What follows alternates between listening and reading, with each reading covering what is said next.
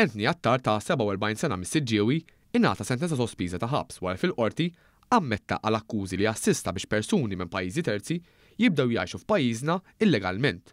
U dan inkluż b'dikjarazzjonijiet folot li saru lill-awtoritajiet. Jirriżulta li l-każ jirrelata ma' investigazzjonijiet dwar ħruġ ta' permessi ta' residenza li saru wkoll mill-Aġenzija Identità u diversi allegazzjonijiet li saru fl-aħħar jiem minn esponenti tal-Partit Nazzjonalista biskop li jimminaw lill-istess entità.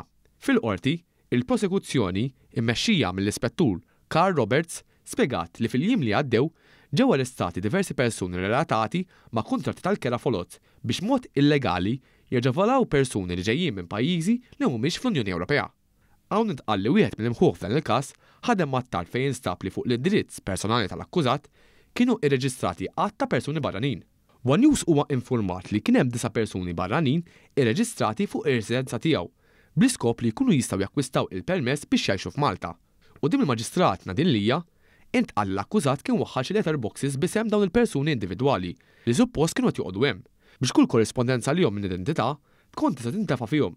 Il-prosekuzzjoni żiedet tgħid li suspettat ewlieni f'dan il-każ wassalhom mal-Attard u minn hemm imbagħad inħareġ mandat ta' arrest fil-konfront tal-akkużat. Ġie spjegat li Attard ikkopera mal-Pulizija biex xhieda tiegħu tkun kruċjali fil-każ biex fi żmien li ġej jitressaq is-suspettat ewlieni f'dan iċ-ċirklu kriminali. Hawn il-prosekuzzjoni suġġeriet sentenza sospiża għar-raġel bid-difiża tiegħu taqbel ma' dan. Wara semet is-sottomissjonijiet kollha, il-qorti sabet li l-Attard ħati u kundannatu sentejn ħabs sospiżi għal 4 snin.